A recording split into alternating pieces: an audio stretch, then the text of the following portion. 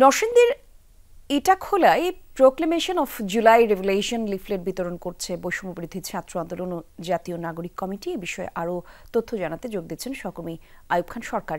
আয়ুব, বিতরণ কর্মসূচি এখন কোন পর্যায়ে আছে জানাবেন, আজকে আর কি কি কার্যক্রম রয়েছে সেই তথ্য থাকলেও জানাবেন।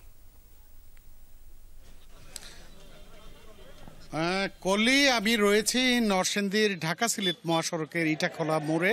তো বেলা 1:50 কিন্তু এখানে ছাত্র আন্দোলনের অন্যতম সমন্বয়ক সার্জিস আলম এবং তার সাথে যারা রয়েছেন তারা এখানে পৌঁছেছেন এবং পৌঁছানোর পর তারা এখানকার যে জনসাধারণ রয়েছেন তাদেরকে লিফলেট বিতরণ করছেন।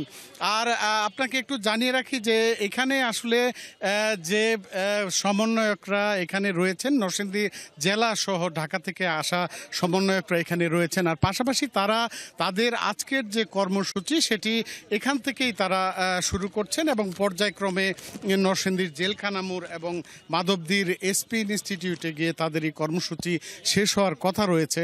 আর পাশাপাশি আজকে যে ঘোষণাপত্রটি তারা এখানে জনসমকক্ষে প্রকাশ করছেন এবং তাদের যে দাবি দাওয়াগুলো, যে 7টি দাবি তারা উপস্থাপন করছেন জনগণের সামনে, তাদের কথা হচ্ছে তারা জনগণের উপরই আসলে তাদের এই 7টি দাবি ছেড়ে দিচ্ছেন এবং তাদের এই গণতন্ত্রের, বাংলাদেশের গণতন্ত্রের জন্য এবং সংস্কারের কথাও তারা বলছেন সংবিধানের, এবং তারা জনগণের উপরই টোটালি ছেড়ে দিচ্ছেন যে জনগণ আসলে সিদ্ধান্ত নিবে। তাদের এই 7টি ঘোষণাপত্রে যে 7টি তারা উল্লেখ করেছেন সেই 7টি নিয়মকানুন কিন্তু তারা জনগণ এটার সিদ্ধান্ত নেবেন। আর পাশাপাশি হচ্ছে যে এই জনগণের মতামতের পরই কিন্তু এখানে তারা তাদের এই 7টি যে দিয়েছেন সেটির বিষয়ে তারা সিদ্ধান্ত নেবেন।